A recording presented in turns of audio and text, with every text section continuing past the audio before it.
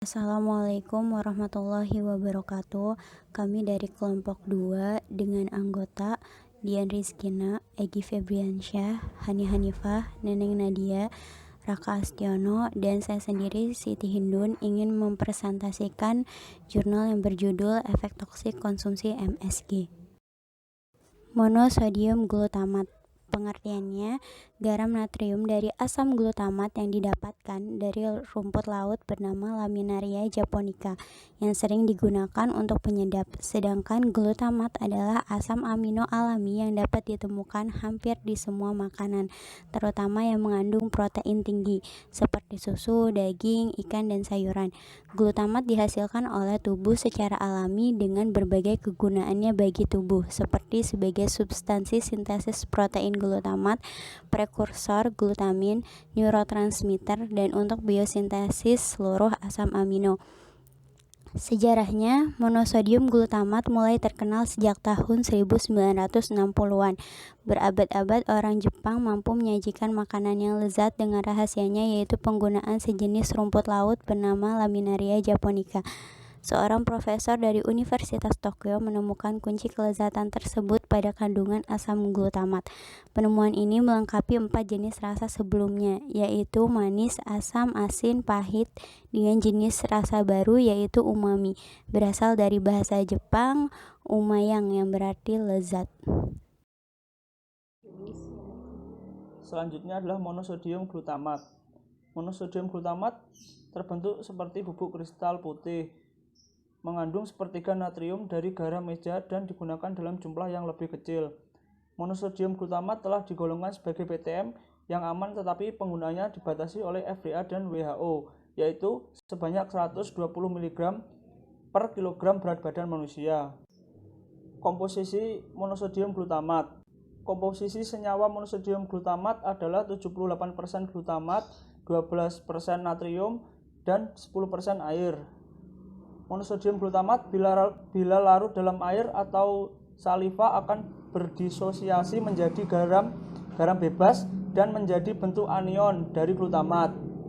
Glutamat akan membentuk channel kalsium pada neuron yang terdapat tebat sehingga memungkinkan kalsium bergerak ke dalam sel dan menimbulkan depolarisasi reseptor dan potensi aksi yang sampai ke otak lalu diterjemahkan sebagai rasa lezat.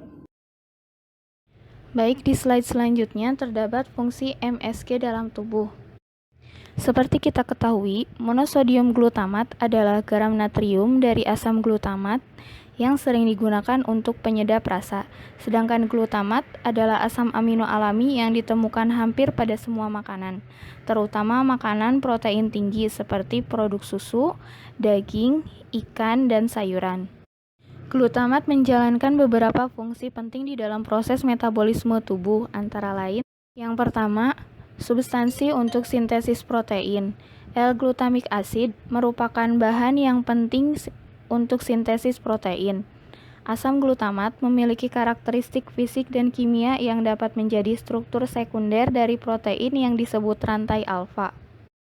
Fungsi selanjutnya, pasangan transminasi dengan alfa-ketoglutarate.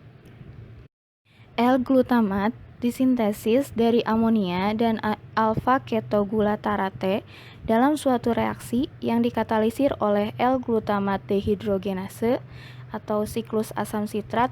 Glutamat yang diserap akan ditransminasikan dengan pirufat dalam bentuk alanin.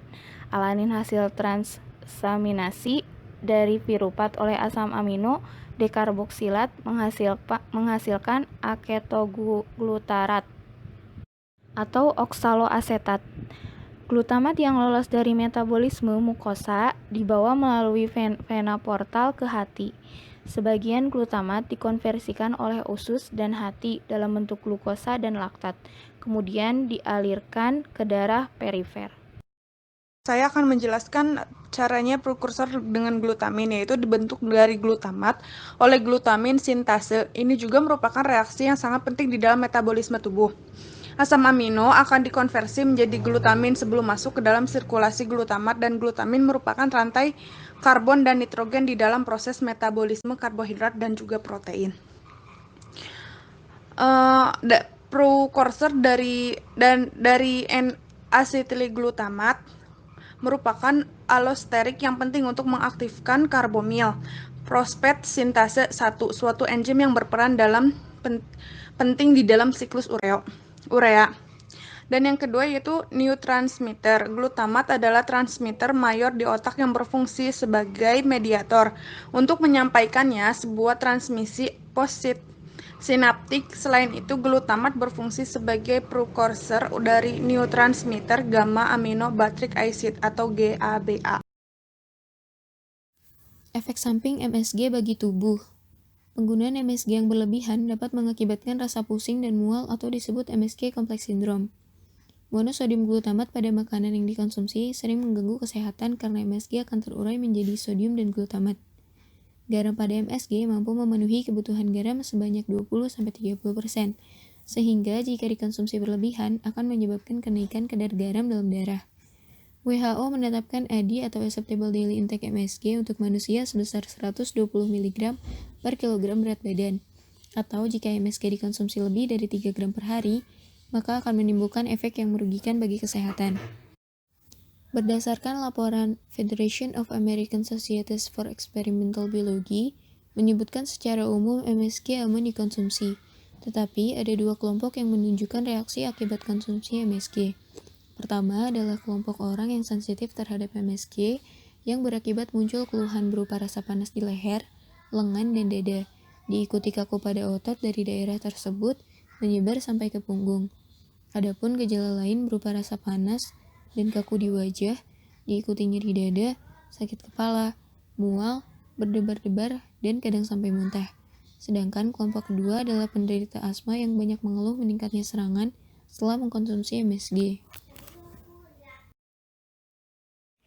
Berikut ini adalah tabel gejala kerusakan organ akibat konsumsi MSG. Yang pertama, organ jantung menimbulkan gejala aritmia, fibrilasi atrium, takikardi, angina, bradikardi, tekanan darah menurun atau meningkat tak terkendali. Untuk organ neurologis, menimbulkan gejala depresi, perasaan tak stabil, migrain, pusing, sakit kepala ringan, hilang keseimbangan, disorientasi, bingung, cemas, sering panik, hiperaktivitas, gangguan perilaku anak, gangguan perhatian, letargi, mudah mengantuk atau susah tidur, skiatik, gagap, dan kesemutan atau paralisis.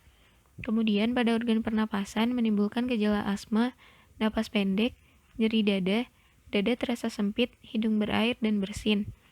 Pada organ saluran cerna, diare, mual, muntah, kram perut, irritable bowel, anus dan hemoroid, pendarahan rektum dan kembung.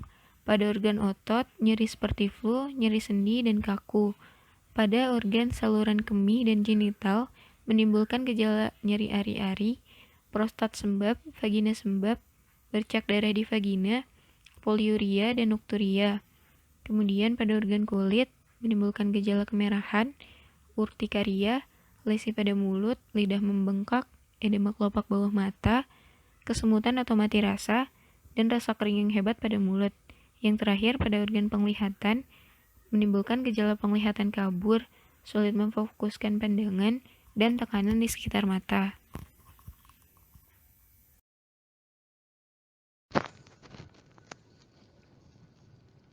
Untuk selanjutnya, kesimpulan dari presentasi kami, monosodium glutamat merupakan garam natrium dari asam glutamat yang sering digunakan untuk penyedap rasa pada makanan.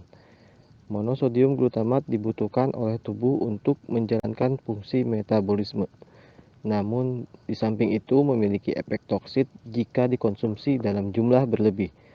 Adapun kegunaannya bagi tubuh yaitu sebagai substansi untuk sintesis protein glutamat, prekursor glutamin, neurotransmitter, dan untuk metabolisme seluruh asam amino. Efek dari konsumsi monosodium glutamat yang melebihi 0,5 sampai dengan 2,5 gram akan menimbulkan manifestasi lain dari berbagai organ diantaranya jantung, neurologi, pernapasan, saluran cerna, otot, saluran genital, kemih, kulit, hingga penglihatan. Untuk meminimalisir efek toksik monosodium glutamat dapat dilakukan dengan mengontrol jumlah konsumsi monosodium glutamat dan pengenalan jenis monosodium glutamat yang aman untuk dikonsumsi. Jadi kita sebagai konsumen dalam penggunaan monosodium glutamat sebaiknya memperhatikan dosis penggunaan yang sudah ditetapkan oleh WHO ataupun pemerintah Indonesia sehingga tidak menimbulkan efek negatif bagi tubuh. Meskipun monosodium glutamat ini sudah dikategorikan sebagai bahan tambahan makanan yang aman dikonsumsi tetapi memiliki dosis yang telah ditetapkan. Terima kasih atas perhatiannya. Wassalamualaikum warahmatullahi wabarakatuh.